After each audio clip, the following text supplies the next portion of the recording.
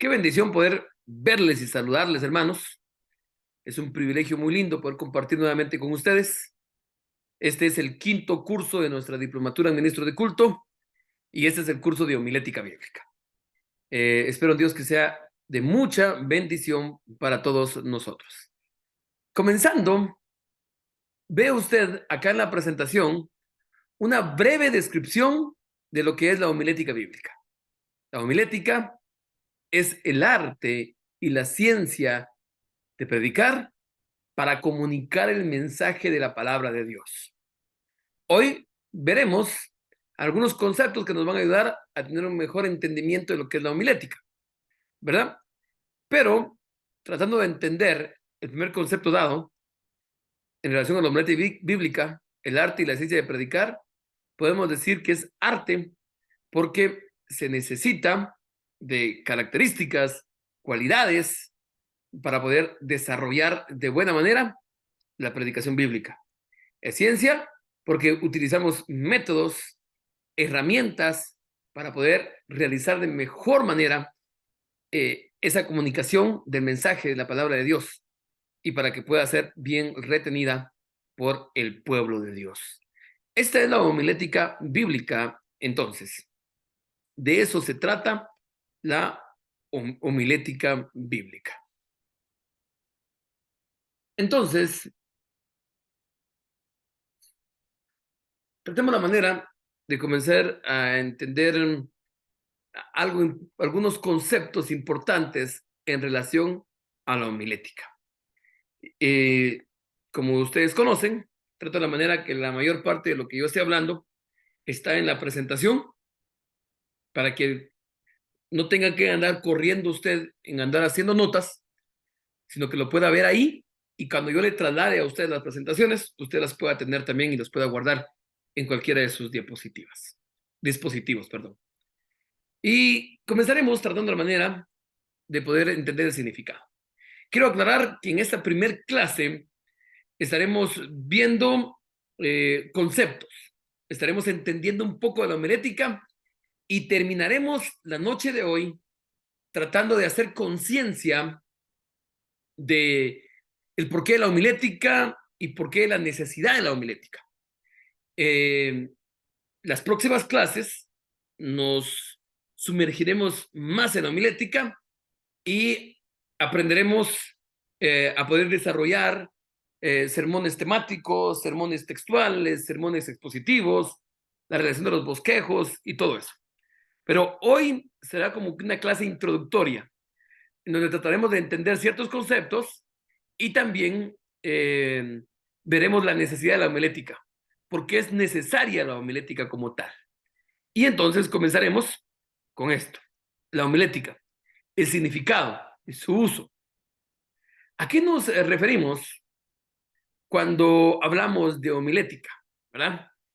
Eh, y es que pareciera una palabra muy técnica, pareciera una palabra muy complicada, pero debemos de entender que ese término ha tenido sus diferentes cambios a lo largo de la historia. Incluso ha venido perdiendo el significado original que tuvo en su momento. Y es importante entonces recordar un poco el cambio de esos conceptos, el significado original, para tratar la manera de poder entender claramente lo que significa homilética. No es posiblemente una frase o un vocablo atractivo, ¿verdad? Pareciera y que que es un poquito complicado como tal, pero la historia de esta palabra es bastante rica, es dinámica, es sugerente y como indicaba con anterioridad, ha tenido sus cambios, ¿sí? Y es que en un principio tenía que ver con algo muy simple. En un principio, originalmente homilética, tenía que ver con el hombre como comunidad, tenía que ver con el hombre con su capacidad de comunicar, tenía que ver con el ser humano y sus relaciones que tenía. la compañía que tenía. En un principio, ese era el verdadero significado de la palabra homilética.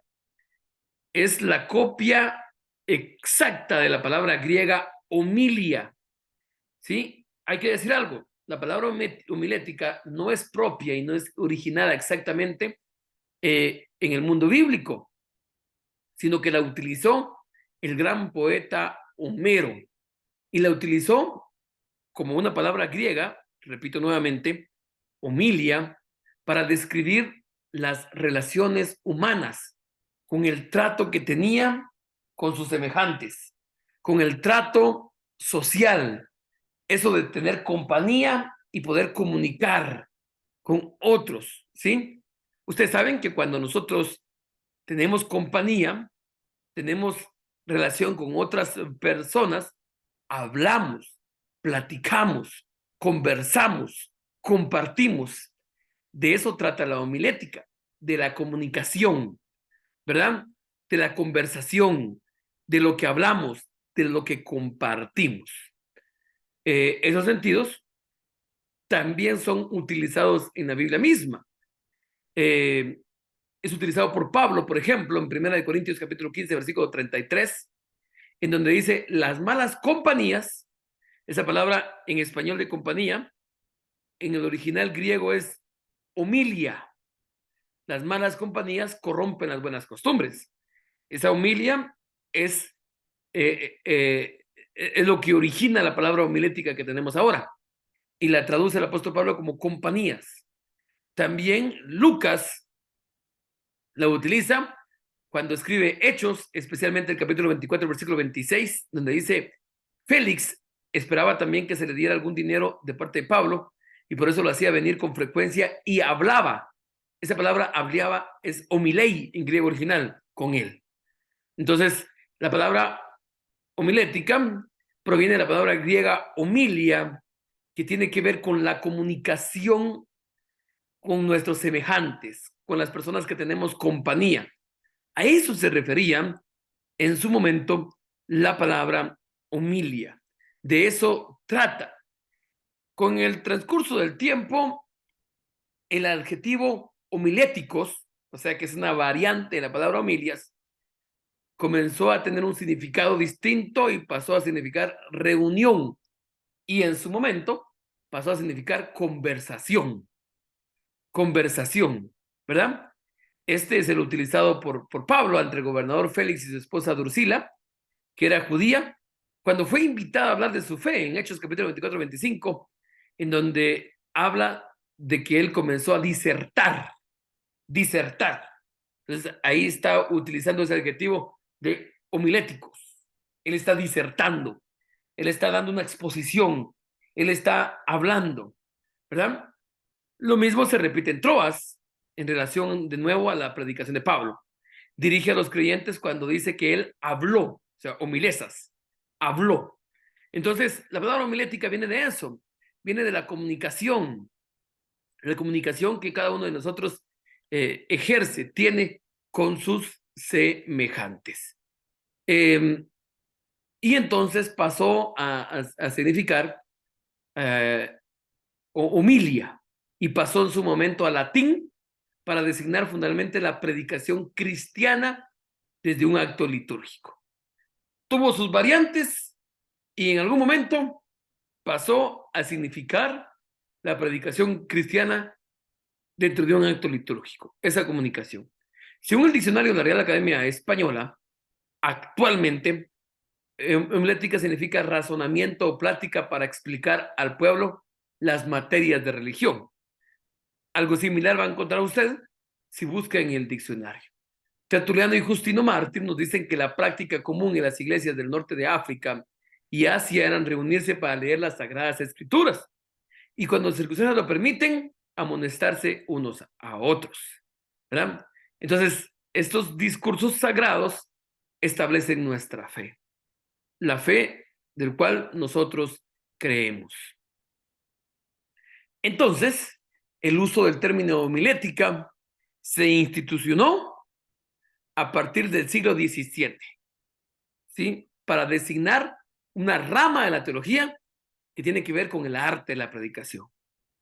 Ahora nosotros conocemos como tal la homilética, pues esa arte, ciencia, ¿sí?, de la predicación. La homilética sencillamente nos provee principios, reglas imprescindibles y importantes que el predicador debe manejar para comunicar el mensaje cristiano de un modo propio. Para comunicar el mensaje cristiano de un modo relevante a la situación y pertinente. Y entonces debemos de entender que la homilética requiere de varias cosas, requiere de muchas cosas, requiere de bastante trabajo, requiere del uso de varias y de muchas herramientas. Intentaré aprovechar yo el tiempo, estos 2 meses, pues al final de todo se van a dar cuenta usted que 2 meses para dar un curso tan profundo nos queda corto, ¿verdad? Ya que, ya que al final, pues ustedes eh, se darán cuenta que hay mucho material que habla sobre la homilética como tal. Pero nosotros pues aprovecharemos el tiempo que tenemos para poder hablar de lo que podamos en este tiempo. Y entonces en este momento nos metemos a hacer un poquito de conciencia, de estudio sobre la situación de la predicación y de sus problemas. Han habido hermanos que están integrándose hasta este momento. Quiero repetirles y quiero contarles que hoy es una clase introductoria. Hoy trataremos de ver algunos conceptos relacionados a la homilética y también trataremos de hacer conciencia de por qué el uso de ella y la necesidad de ella. En las siguientes clases ya nos meteremos más profundamente a aprender herramientas para hacer uso del sermón temático, sermón expositivo, sermón textual y situaciones de hacer mejor el bosquejo y algunas cosas como esas, ¿verdad? Y por eso en este momento trataremos de hacer conciencia con ello, la predicación y sus problemas. Prácticamente es el día de hoy, pues estamos viendo una clase introductoria, una clase introductoria. Y eso es lo que estaremos viendo en estos momentos, ¿verdad? Habrá un espacio en el cual haremos una pequeña pausa para poder trasladar cierta información y a la vez también para poder escuchar aportes, comentarios e incluso preguntas si alguien lo desea hacer así. Y entonces nos meteremos hoy en ese tema, la predicación y sus problemas. Esto después de haber tratado de entender cuál es el significado de homilética, ¿verdad? ¿Qué es lo que significa realmente homilética? ¿A qué se refiere la homilética? Comenzamos entonces con ese tema, la predicación y sus problemas. Y aparece una pregunta, ¿la predicación en crisis? ¿Qué piensa usted? ¿Hay crisis en la iglesia? Sí. Consideramos que hay crisis en la iglesia. Hay crisis. La iglesia actual mantiene una crisis bastante fuerte, bastante fuerte. Eh, hace unos días, estaba yo compartiendo una enseñanza a los líderes de una iglesia aquí en Zacatepeques y le recordaba yo de algunas estadísticas que en lo personal los menciono mucho porque me traen preocupación. Y cuando yo salgo a compartir conferencias, capacitaciones a predicadores, a pastores, me gusta poder recordárselas y mencionárselas porque quisiera que todos pudieran tener la preocupación que yo también mantengo. Ustedes saben, el año pasado, una empresa dedicada a las encuestas, publicó 2 encuestas que llamaron mucho la atención en relación a el país de Guatemala. Curiosamente, eh, publicó una encuesta en el que aparecían los países con mayor cristianos evangélicos en toda América Latina. Y orgullosamente apareció Guatemala como el segundo país de esa lista de países de América Latina con mayor cristianos evangélicos. Y entonces alguien puede decir, wow, qué excelente, ¿verdad? Qué increíble. Pero no sé si fue con hecho pensado, pero esa misma empresa de encuestas publicó 2 días después otra encuesta. Y en esta encuesta aparecía los países con mayor índice de asalto a mano armada en América Latina. Y ni saben quién apareció en primer lugar. Sí, nuestro país, Guatemala. Y entonces eso trajo una especie de confrontación y decir, ¿y entonces qué hacemos tantos cristianos evangélicos, verdad? Para poder caer en esta situación. Por un lado, se aparece como un país que tiene mucho cristiano evangélico, pero por otro lado, es un país con un gran índice de violencia, de criminalidad. Y uno dice entonces, ¿cuál es la labor que está haciendo la iglesia? Entonces, ¿por qué tanto cristiano? Recuerdo muy bien cuando un maestro en un seminario teológico nos contó en algún momento una experiencia que él tuvo. Dice que este pastor, este maestro que tuve, estuvo en una capacitación misionera en Italia. Y cuando todos estaban presentando, porque hay gente de diferentes lugares, le preguntan a él de dónde eres. Y él dice, soy de Guatemala. Y entonces todas las personas vienen, se le quedan viendo y le dicen, wow, hemos escuchado que en Guatemala hay muchos cristianos. Hemos escuchado que en Guatemala hay mucha iglesia, que en pequeños pueblos hay una infinidad de iglesias. Hay más iglesias que otra cosa. Y alguien por ahí se para y dice, tu país ha de ser un país de mucha paz, ha de ser un país de mucha tranquilidad. Y este maestro nos contaba que ya no hallaba dónde poner la cara a la vergüenza, porque ustedes saben lo que sucede en nuestro país. Y entonces por algún momento dice, ¿qué está pasando con la iglesia? Pero no solamente acá. Tuve yo hace un par de semanas la experiencia de poder representar a Guatemala en la convención, en el movimiento Lausana en Uruguay. Y nos reunimos muchos líderes de diferentes partes de América Latina. Cada país envió diferentes representantes. Y estuvimos reflexionando allá, aportando y comentando sobre el papel de la iglesia, sobre la situación de la iglesia actual, sobre lo que viene de la iglesia en los próximos años y qué hacer. Y sí, hermano, nos hemos dado cuenta por muchas cosas que sí, la iglesia está en crisis. No es específicamente la predicación. Si al final de todo, si fuera específicamente la predicación, entonces ya tendríamos identificado o identificada la raíz del problema. Y entonces fuera fácil encontrar el remedio. Por lo menos localizaríamos dónde estaría el problema y entonces trataríamos de trabajar específicamente por ello.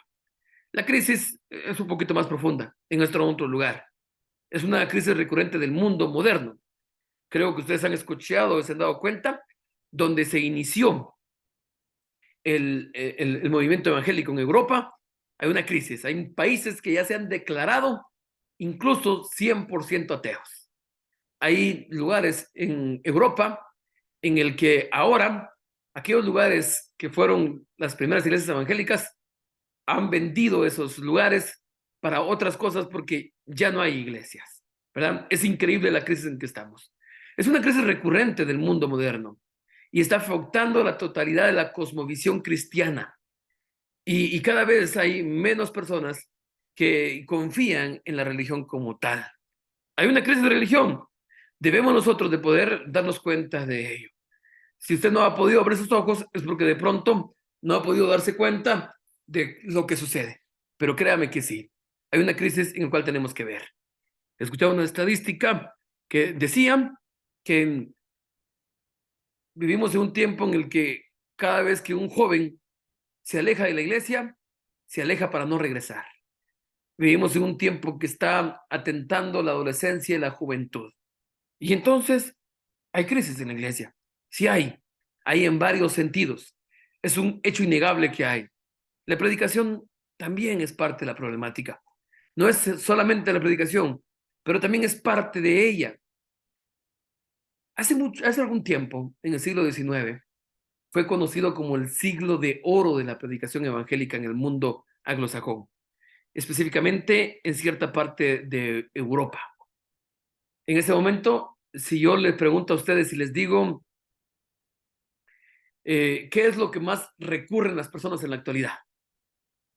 Alguien me va a decir, las redes sociales posiblemente, el internet, las plataformas, ¿verdad? ¿Quién no conoce de las plataformas que existen?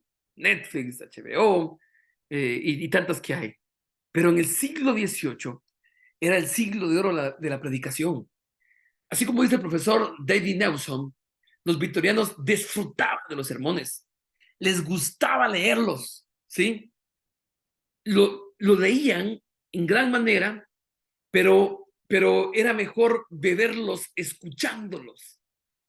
Como dice este profesor, el fervor de los victorianos por la oratoria del púlpito casi desafiaba la credulidad. Incluso había tanto amor por la predicación en el siglo XIX que los sermones se alargaban mucho, mucho. Ellos creían, escuche lo que le voy a decir, ellos creían que un sermón que duraba menos de una hora era ineficaz, ¿sí?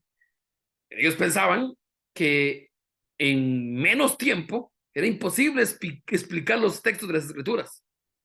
Y no solamente los escuchaban en las iglesias, sino que los sermones se discutían en el mercado, se discutían en el trabajo, hablaban de ellos en la barbería, así como hoy se habla del deporte, así como si hoy se habla de la política, así como hoy se habla de la música, así como hoy se habla de las redes sociales, del internet, de las series de televisión. En ese entonces se hablaba de los sermones. Aristócratas, plebeyos, ministros de gobierno, trabajadores de la industria, todos tenían una misma afición: escuchar a los predicadores más famosos. Ese era el siglo XIX. Amaban la predicación. Hemos llegado, hermanos, a un tiempo en el cual vivimos en donde pareciera que ya no se le da importancia a la predicación como tal. Incluso algunos escritores famosos, predicadores reconocidos, pastores reconocidos, han llegado a escribir, a recomendar que es mejor compartir sermones de 20 a 30 minutos para que pueda ser bien recibido por las personas. De manera personal, esto es de manera personal, no creo que sea así. Tratamos la manera de poder ayudar al que escucha dándole un sermón muy corto, pero muchos de ellos se desvelan viendo series de televisión en la noche, pero muchos de ellos pasan horas sin darse cuenta en el internet o en el teléfono. ¿Por qué entonces acomodarlos a decirles solamente prediquémosle 20, 30 minutos?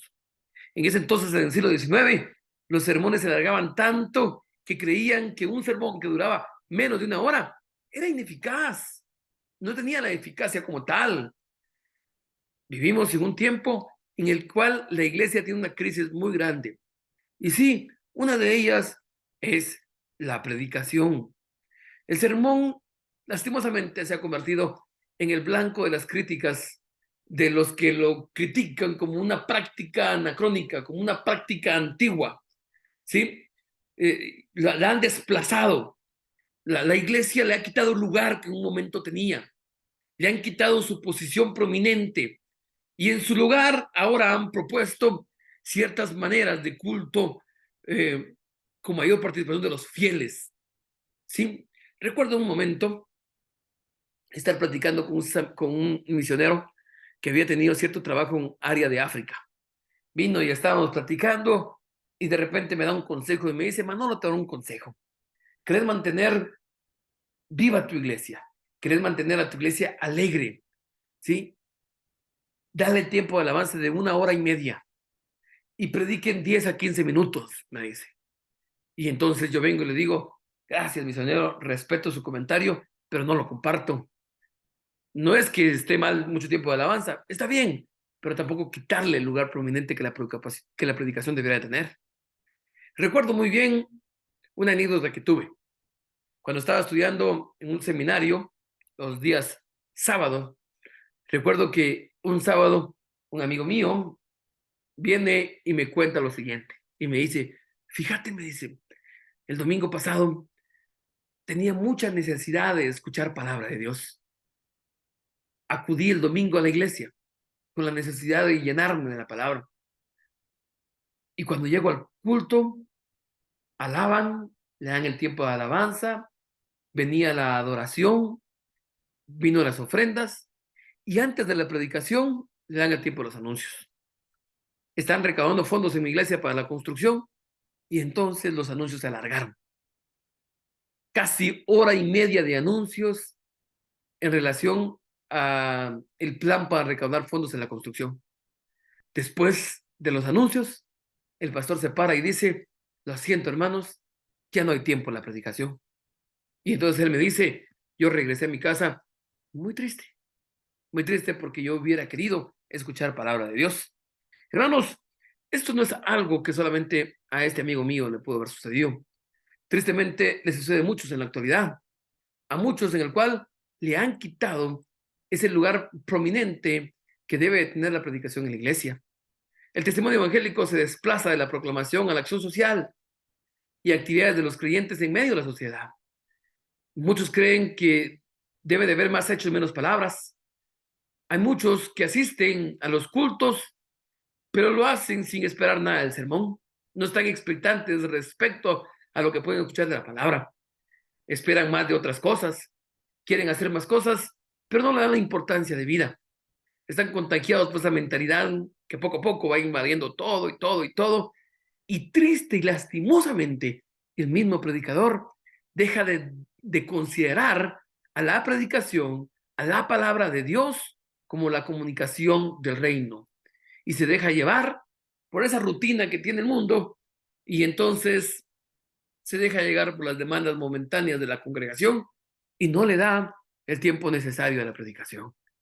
Y sí, la iglesia está en crisis y parte de esa crisis también es la misma predicación y el cual, por ello, debemos nosotros de poder tener cierta preocupación, cierta conciencia, de acuerdo a lo que nosotros estamos viviendo, de acuerdo a lo que nos está pasando.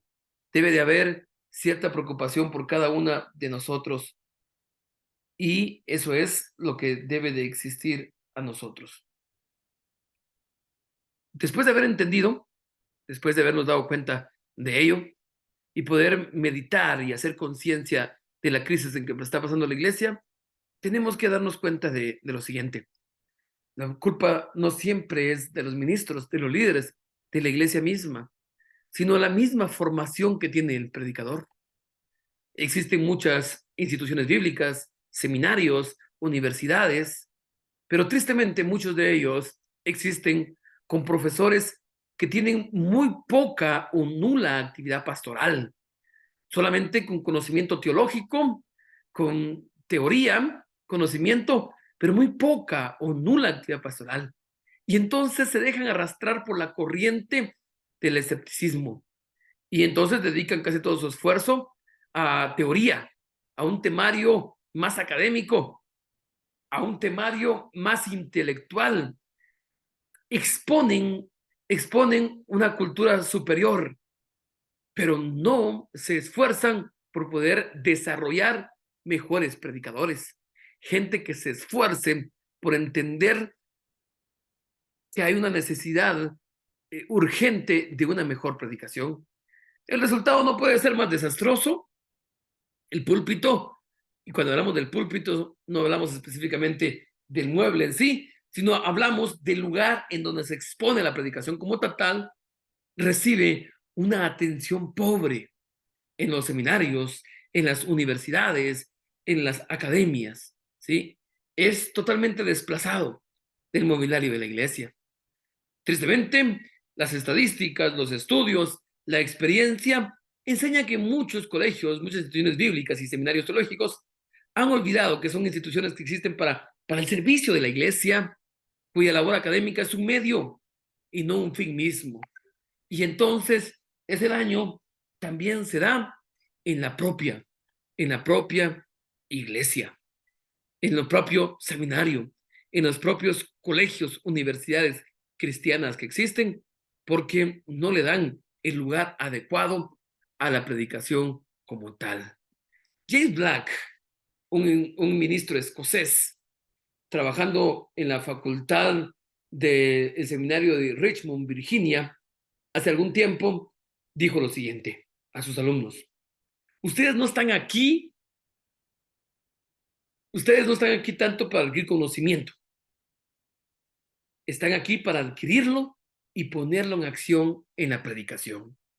Aquellos que estudiamos mucho, que nos esforzamos por seguir capacitándonos a aprender, tenemos que entender que todo ese conocimiento que adquirimos constantemente debe de ser para una cosa en específico, para llevarlo a la práctica en nuestra predicación, para que podamos formar a aquellos que continuamente nos escuchan. Una institución teológica nunca puede permitirse arruinar a un buen predicador, apagar su entusiasmo. No, lo contrario. Una institución teológica debe de formarlo, debe de mejorar las herramientas que tiene para que sea un mejor predicador. Al final, por supuesto que el estudio teológico es muy importante en todo ministro. Claro que sí, sin duda alguna que sí.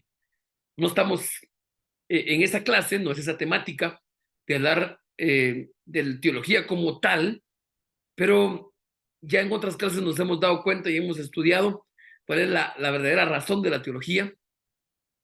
Pero algo que sí debemos de recordar es que la finalidad, la verdadera razón del estudio teológico es la formación de hombres y mujeres de Dios al servicio de la iglesia, de pastores, maestros, como primera misión es anunciar la palabra de salvación y renovación en Cristo, dando así el cumplimiento del mandato de Jesús, predicar y enseñar el evangelio a toda criatura.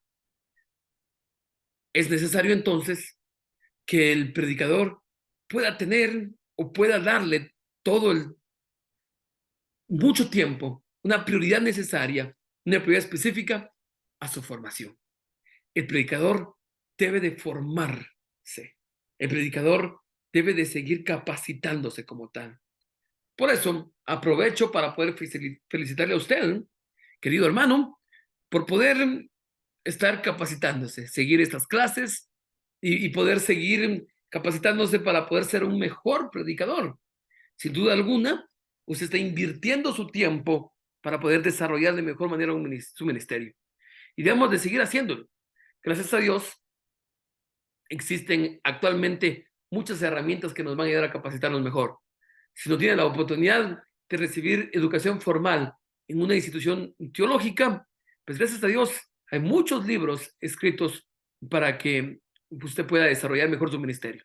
Al final les comentaré cómo hacer para recibir un libro en PDF que quiero trasladarles para que ustedes los puedan leer. Pero hay gran cantidad de material que podemos encontrar, páginas web y estas herramientas como la que yo utilizo ahorita para poder compartirles esta educación a distancia y seguir formándonos, que es muy importante. Es bastante importante en poder entender y poder hacerlo. Definitivamente así debe y tiene que ser. Hablando entonces de la importancia del conocimiento y la práctica teológica, veamos este punto: teología y espiritualidad. Por supuesto que el estudio teológico es importante y va de la mano con todo lo que estamos aprendiendo, todo lo que estamos viendo. La teología auténtica, verdadera, la verdadera, depende de la acción del Espíritu Santo. Y es que la teología, meramente solamente como conocimiento, sin auxilio del Espíritu Santo, sin llevarla a la acción para que nuestras predicaciones sean eficaces, puede quedarse solamente como algo abstracto. No, la teología auténtica va unida de la mano de la espiritualidad más profunda, de la acción del Espíritu Santo en nosotros. La teología que nace del Espíritu está esencialmente al servicio de la vida. No tiene que tener una ruptura entre la explicación razonada de la fe y su valor práctico. No, ya lo decía anteriormente Oscar Cullmann, la teología es un don del Espíritu para la iglesia. Es una de las actividades más nobles que están consiguientemente al cuidado de la iglesia. Hablar contra la auténtica teología es hablar contra el Espíritu Santo. Es una especie de pecado contra el Espíritu Santo. Eso decía Oscar Cullmann. A esta característica hay que añadir otro aspecto muy importante. La teología debe ser carismática. ¿Qué significa esa de carismática? La teología debe de llevarse a la acción. No solamente debe quedarse como un conocimiento, sino debe de llevarse a la acción. Por lo tanto, la teología debe ser soteriológica, debe ser salvífica. La teología debe de tener una exposición razonada y convincente de la obra de salvación del oyente y puede tomar conciencia de la severidad del plan divino en favor del pecador y del amor que recorre la historia de salvación. La teología tiene que llevarnos a nosotros a la práctica para poder compartir ese mensaje de salvación a quien lo necesite. La predicación, mi amado hermano, tiene que llevar dos líneas muy importantes, dos objetos muy importantes. La predicación comparte salvación a aquellos que aún no son creyentes. Y de la teología y la otra vía de la predicación es que nos equipa a aquellos que ya somos creyentes, ¿verdad? Nos equipa, nos llena, nos bendice, ¿sí? Como lo expresa magistralmente el profesor René Latourelle. Pertenece a la teología mostrar cómo cada uno de los ministros nos ha sido revelado para decirnos en qué consiste nuestra salvación y cómo hemos de tender a ella. Porque la verdad, el ministerio consiste en estar ordenado a la salvación. ¿Qué quiere decir esto? La teología está esencialmente al servicio de la vida. Por tanto, están equivocados algunos de los representantes de la carismática al creer que existe una ruptura entre la explicación científica y el objeto de su fe como tal.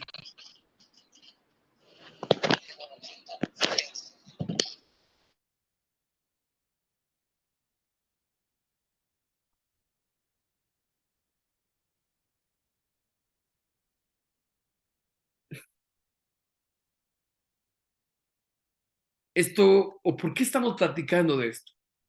Decíamos que hoy estamos intentando, como una clase introductoria a nuestro curso de homilética, estamos intentando hacer cierta conciencia de la necesidad de poder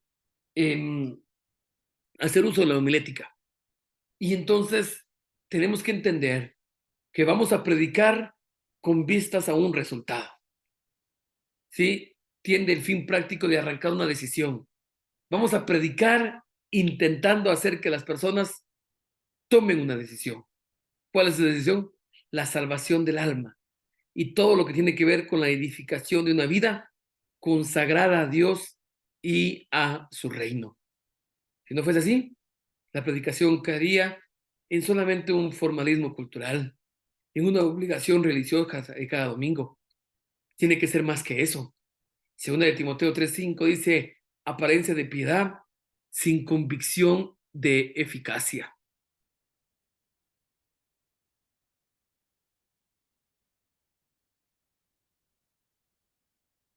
Se desliza cada vez más hacia una exhibición de retórica. La, la teología, la teología, la predicación no tiene que ser solamente un juego de palabras, de emociones, de conocimiento, de espectáculo. La predicación, hermanos, no tiene que servir para manipular, tampoco para divertir, mucho menos tiene que ser un medio de entretenimiento. No, la predicación debe tener una finalidad y la finalidad debe ser la salvación del alma. La salvación del alma debe ser edificante, debe tener un efecto santificante que produce en el oyente un estado de vida en relación con Dios y en relación con el prójimo.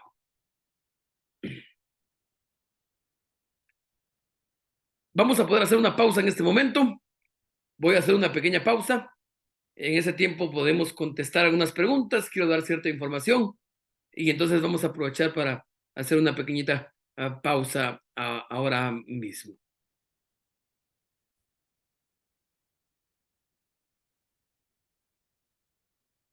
Reanudamos entonces nuestra clasecita.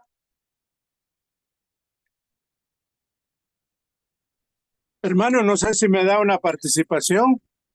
Con mucho gusto, le escucho. Dios le bendiga, hermano pastor. La verdad es que estamos viviendo tiempo de crisis, pero yo he visualizado algo que la pandemia vino a reducir el tiempo de la predicación. Tal vez por presión legal se llevó, se redujo a 1 hora lo máximo el culto en las iglesias, y de esa manera pues la predicación se está dando tipo 20 minutos, 25 minutos. De todo lo que usted nos ha hablado es importante, pero hay un elemento tan importante que es tomar en cuenta en toda predicación es importante el Espíritu Santo. Si no nos sometemos a pedirle a Dios sabiduría, inteligencia, conocimiento, va a ser un poco difícil que desarrollemos, aunque tengamos un bosquejo ahí. Algo que a mí me ha llamado la atención es las enseñanzas de Jesús.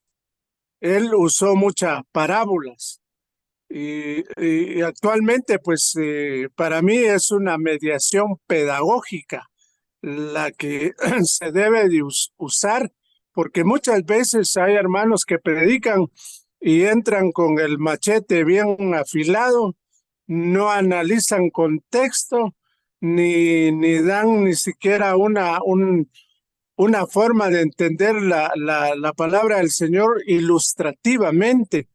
Yo siempre he dicho que Jesús tuvo la habilidad de manejar conceptos de didáctica, de pedagogía, porque las parábolas está llena de enseñanza y algo que nos lleva a entender las cosas de la enseñanza de la Biblia. Así que la crisis muchas veces nosotros la hacemos porque predicamos no correctamente, no auxiliado con un bosquejo, no haber buscado el Espíritu Santo, no haber dedicado el tiempo para preparar el sermón, porque para preparar el sermón hay que dedicarse uno. Por eso están los diccionarios bíblicos, los comentarios bíblicos, para poder entender bien el mensaje. Muchas gracias, hermano. De acuerdo, sí. Respondiendo o comentando lo que nos decía el hermano con anterioridad, comento lo siguiente. Recuerden que les he estado mencionando que hoy solamente hago conciencia de la importancia de la homilética. Las próximas semanas ya veremos ciertas herramientas que nos van a ayudar a poder realizar un bosquejo y algunas cosas más, y vamos a estar aprendiendo. El hermano mencionaba algunas cosas importantes. Mencionaba, por ejemplo, la importancia del Espíritu Santo. Por supuesto que sí. Lo mirábamos nosotros hace unos minutos cuando hablábamos de la teología y la espiritualidad, ¿verdad? Y hablábamos que la teología auténtica va de la mano y la acción del Espíritu Santo, por supuesto. Hablábamos que va unida de la espiritualidad más profunda. Hablábamos que la teología y la homilética como tal nace del espíritu que está al servicio de la vida. Entonces, por supuesto que sí. Si no hay una espiritualidad como tal, entonces no va a haber vida. Sin embargo, es necesario que haga la siguiente aclaración. Es necesario que haga la siguiente aclaración. La homilética nos da ciertas herramientas para poder preparar de mejor manera los sermones bíblicos y quitar aquellas excusas que algunos tenían con anterioridad por no conocer herramientas de homilética. Había gente que anteriormente decía, separaban el púlpito y entonces en ese momento abría la Biblia y decía, el Espíritu Santo va a hablar. Y si es el Espíritu Santo, no necesito preparar nada. Abría la Biblia y en cualquier capítulo que encontrara, eso predicaba. Eso más que todo era una excusa para no prepararse con anterioridad, para no preparar su sermón, para no hacer su bosquejo, para no interpretar la Biblia. Y la homilética nos ayuda a poder hacer mejor uso de ello. Por supuesto que es importante y va de la mano, y lo vamos a ver en las próximas clases, el Espíritu Santo, pero tampoco tiene que ser una excusa para no prepararnos. El Espíritu Santo comienza a utilizarnos desde el momento que estamos preparando nuestro estudio, desde el momento que estamos interpretando el texto, desde el momento que estamos utilizando herramientas como comentarios, diccionarios, como lo dijo el hermano, para después hacer nuestro bosquejo y trasladárselo a las personas. Desde ahí el Espíritu Santo nos está usando. El Espíritu Santo no solo nos va a usar al momento de trasladar la palabra, sino que se nos va a utilizar desde el momento en que estemos preparándonos como tal. Desde ese momento se nos va a estar preparando a nosotros.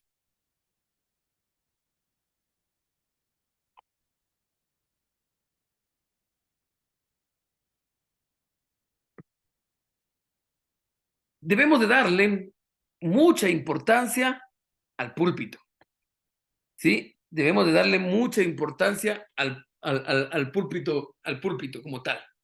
Es necesario que se le dé la importancia de vida. Los predicadores deben de concentrarse en su trabajo, ¿sí? Les recuerdo, hermanos, estoy llegando a la conclusión y es que les había contado que dada la situación que estamos viviendo, no tengo internet en mi casa y no pudieron venir los técnicos a arreglar el problema que está en mi colonia por los bloqueos que hay.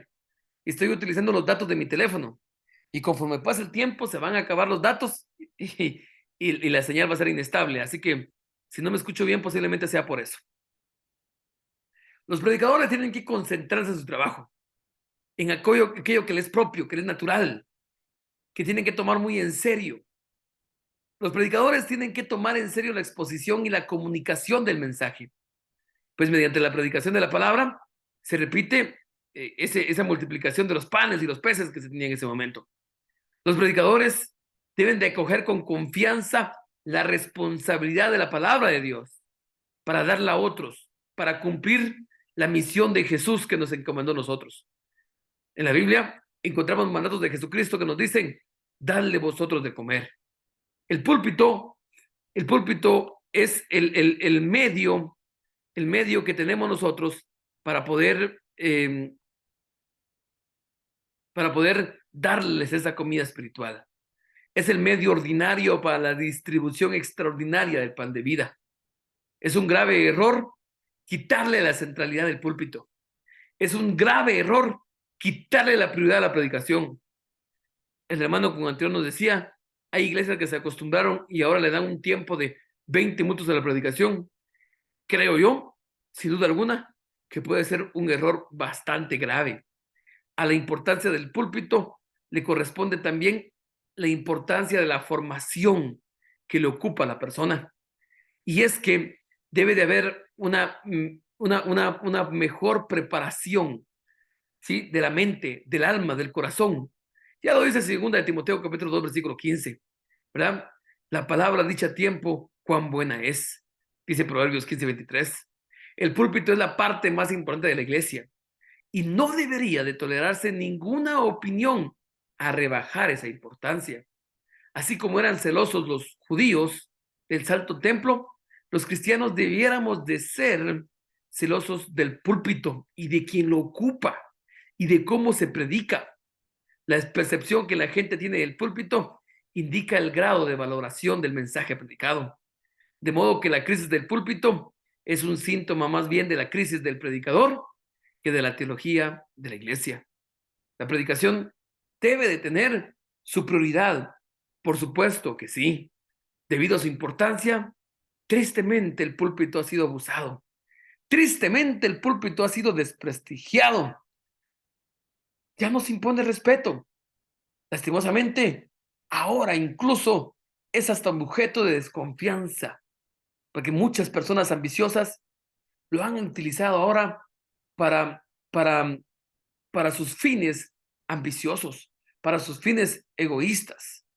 Han hecho que mente corrompida, vanidosa, privados de la verdad, puedan utilizar el púlpito como una fuente de ganancia. Y tristemente, los miembros de las iglesias, sin conocimiento de la palabra de Dios, se han dejado manipular. Y entonces han caído en las garras de falsos profetas que han utilizado el púlpito para fines egoístas. El púlpito ha dejado de ser la proa que conduce al mundo en su pasaje por la tormenta de esta vida. Cuando los creyentes están pasando por dificultades, por luchas, debería de encontrar esa fuente de esperanza cuando llega a la iglesia y escuchar palabra de Dios. Pero más bien se le mira ahora con suspicacia, se le mira ahora con menosprecio, se le mira ahora con desesperanza. Tristemente, se encuentran en los púlpitos predicadores sin formación, predicadores que no son honrados, que no respetan ni a Dios ni a su prójimo. Y entonces no realizan una correcta predicación cristiana y muchos creyentes crecen sin formación como tal, sin madurez cristiana. Lastimosa y lamentablemente, porque al púlpito se le ha quitado su importancia. La predicación, hermanos, es indispensable para el cristianismo. La predicación es indispensable para que aquellos que escuchen puedan encontrar la fuente de su salvación. Pero escuchan discursos vacíos, escuchan discursos falsos. Las iglesias tienen que reafirmar su confianza en la predicación de la palabra de Dios y tienen que darse cuenta que por medio de la predicación exponemos el plan de la salvación. Queridos hermanos, la predicación no es un esfuerzo inútil, no es una tradición eclesial. No, la predicación no es sencillamente eh, un punto, un punto tradicional más. No, la predicación es importante. La Reforma Protestante lo fundamentó. La Reforma Protestante nos recordó de la importancia que se debe dar a la palabra y a la predicación como tal. Pero hoy hay muchos que, como Jacques Ellul, desprecian la palabra, justificando este desprecio con vanas razones de sentido. Y tristemente, en la actualidad, muchas personas, seres humanos modernos, no entienden el vocabulario cristiano y dicen, adaptémonos a él, reemplazando la palabra de Dios. Qué bueno, hermanos, que hay en iglesias que realizan acciones sociales, obras sociales, y hacen mucho más que solamente cultos, sino que se abren a sus comunidades. Por supuesto que es bueno, pero no tienen que quitarle la prioridad a la palabra. Todo el cristianismo, la iglesia y la fe se fundamenta en la palabra aceptada, escuchada como palabra de Dios, que solo puede expresarse por palabra humana. El desprecio y abandono de esta palabra arrastra necesariamente el abandono y desprecio de la palabra de Dios. Predicación, fe, bautismo y salvación están entrelazados. No se pueden separar en el orden de la experiencia humana. Y es que sin predicación no hay conocimiento de la salvación obrada por Jesús. Sin conocimiento de esa gracia de salvación, no hay fe. Y entonces no hay bautismo que confirme. Por eso decimos que predicación, fe, bautismo y salvación están entrelazados. El ministerio de la palabra constituye una parte esencial en la misión de la iglesia. Esa misión que ha recibido de Cristo y que no puede descuidar sin grave perjuicio para ella y el mundo, pues dejaría al hombre solo, sin Dios y sin esperanza, el pecador sin justicia y el justo sin justicia. Según el plan de Dios, el evangelio es para el mundo, el remedio a su situación de perdición y el instrumento que le ayuda a descubrir y realizar la plenitud de su vocación. Es necesario y urgente, hermanos, enseñar al mundo que se oriente a Cristo. Es necesario enseñarle al mundo que camine hacia Él. En un mundo tan complicado, con tantas dificultades que vivimos, debemos de presentar a las personas a Cristo Jesús. Haciéndolo de esa manera, se acercarán al sentido de su vida, encontrarán el sentido de su vida, salvados de esa situación de confusión que viven muchos, de debilidad y de condenación. La comunidad creyente a la que ha sido confiada el ministerio de la palabra no menosprecia el esfuerzo de la comunidad social que busca el plan de desarrollo del hombre. Antes bien, la saluda como una institución divina, pero le recuerda que debe estar al servicio del hombre de su vocación eterna, sin poner trabas y sin poner impedimentos. La predicación, sin duda alguna, tiene que ver con el plan de la salvación, porque predicación, fe, bautismo y salvación están entrelazados. Temo de la importancia a la predicación dentro de nuestras iglesias. Agradezco mucho el tiempo, hermanos. Dios les bendiga bastante. Agradezco haber estado escuchando esta clase. Esta es la primer clase de este curso de homilética bíblica.